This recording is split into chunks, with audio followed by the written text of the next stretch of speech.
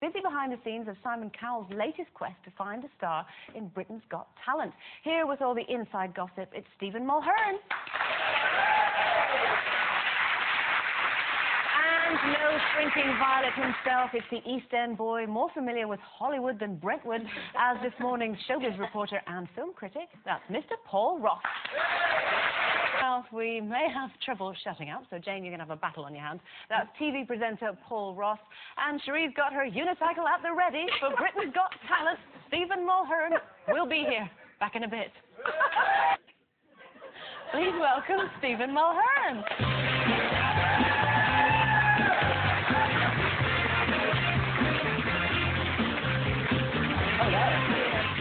Hello, hello.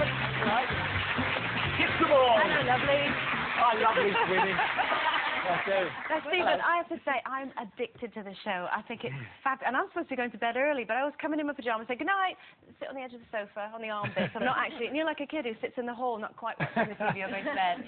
I love it. It's so enjoyable to do because I think the thing about the ITV2 show, Britain's Got More Talent, is that you don't switch over and see the same acts. You know, we've got all of the acts that are maybe a bit too risque for ITV1. And also, it's just unbelievable, these people, because sometimes I'll watch reality shows and think, you must know you can't sing. You must know. Because we all know.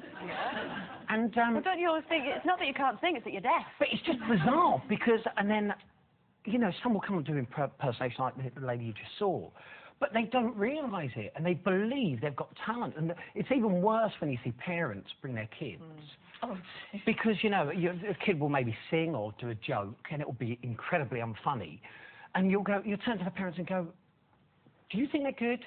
And they'll go, yeah, it's my kid. I know. Do you find it, you know, you're the shoulder to cry on then? Do you not find it difficult to just first start laughing and say you're having a laugh? Well, I find it really... You're having a laugh. By the way, Jane chatted me out backstage. Oh, no, I just reveal that. That's so not true. Yes, it was. What did you say? But, well, no, what did I say? We're going to talk on it, aren't we? Yeah, we're going to talk. Oh. It was the height that did it. He's such a tall man. I like that. Really? Did you not notice his spot? Which spot? You know, I knew that would come up. Oh, yeah. He's fantastic. But where is the spot? I'll find it. Go on. It's the weirdest person you've seen. The weirdest one. Oh, I don't know. Oh, there's just so many. Like tonight, on tonight's ITV2 show, we've got this. Oh, by the way, we've got Shabnam from Big Brother. She was She's on the show. Doing what? Well, this is the weird thing. She came on and her talent was to present. Presenting was her talent. So she went on stage. In the TV sense? Exactly. In the TV sense or in the Animal Kingdom sense? Because you know it means a whole different thing. But it's just weird. When you see it, you must switch on tonight and you'll see her, and she's just weird. And she's the double of Amy Winehouse. I don't know if you... Yeah. Really I think you handle it really well, though, because you don't insult them when they're a bit nuts. But you give this look to the camera straight after they've gone and like, help, help. But it's brilliant the way you handle it. Well, thank you very much. But I also think it'd be very easy to take the mick. Because they, you know, if you give them enough rope, they can hang themselves, to be honest, you know. Yeah, some of the acts are absolutely fantastic. Incredible. I've been watching it. And that MD Productions, that the dance group troupe. from Liverpool. Yeah, they were fabulous. I've seen them live as well, and they are the energy that comes off the stage when they're on was just fantastic. I couldn't get over how And good that they little are. girl as well. Yeah. You've all got your hankies out like this. That was good, wasn't it? Have you seen any magicians yet? That's what I want to know. Well, Because you're a Yes, magician. that's you, isn't it? You're a magician. Yeah, I do magic, but the judges hate magicians. Oh, you know, no. Simon said to me, he said he was allergic. I think it just means intolerant. But the great thing about Britain's Got Talent, I hope you all agree at home, is that, you know, when you think of like new faces and opportunity knocks, this is like a breath of fresh air for reality, because maybe people are getting slightly bored of reality shows, but this, you know, it's variety, and you know firsthand, you know, my background's variety as well, that it's just great to see everything, magicians, jugglers, contortionists, you know, it's just superb. And it's the best job I've So have you seen any magicians? Have you seen any yes, rubbish ones, yes, good ones? We've or? seen a lot of magicians. Some aren't that good, but some are brilliant. But I think the judges, you know, you've got to get past them, and they want big illusions. In their mind, you know, David Copperfield. they want to see David Copperfield stuff. But of Can course, you do those illusions? well, yeah, I can. Yeah. No, you should have done one. Well, if you'd have Make told Jesus me. appear.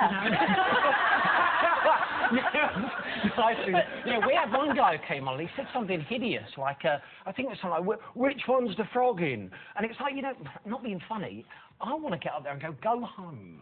Yeah. The duck one. Yes. Oh great. no, That you was blew it. hilarious.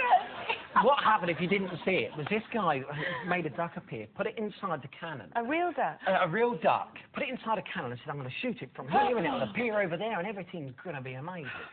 Well, what happened was the duck appeared over there. Everyone started to cut, but then the other duck appeared out. It was just horrendous. And you know when you just think to yourself, "Oh no, I feel so sorry for you." Oh, no. And it just blew everything. That's a real Tommy Cooper moment. Oh, exactly. And we had this, and the guy on Tonight is called Damien, and he sold everything, all of his possessions, to get to the audition. Oh, no. And the worst of it is, I won't tell you whether he got through or not, but he lost his ticket to get home. Oh. I know, it's So awful. he's a comedian. Well, it was just, by the way, can I just say, I know you were talking about people that weren't very well. My next door neighbour is actually 99. Okay. Called Ivy, and she's 99 years old, and she always watches it with her mum and dad.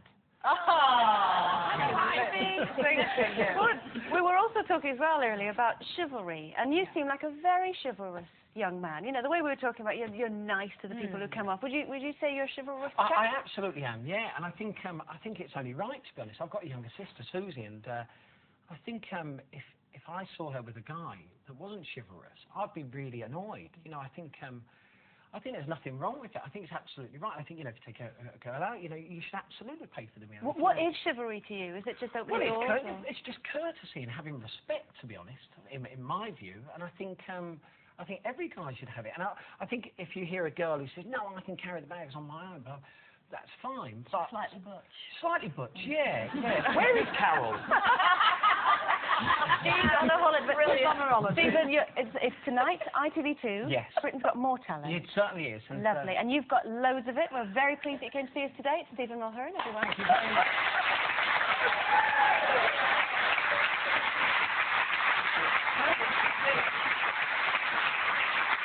Time for another quick break, but still to come, we'll be talking sex and politics. And Call Blimey Mrs. Our favourite East End boy is dropping in to impart his worldly knowledge. He'll be on soon. That's presenter Paul Ross. We'll see you in a bit. In a minute!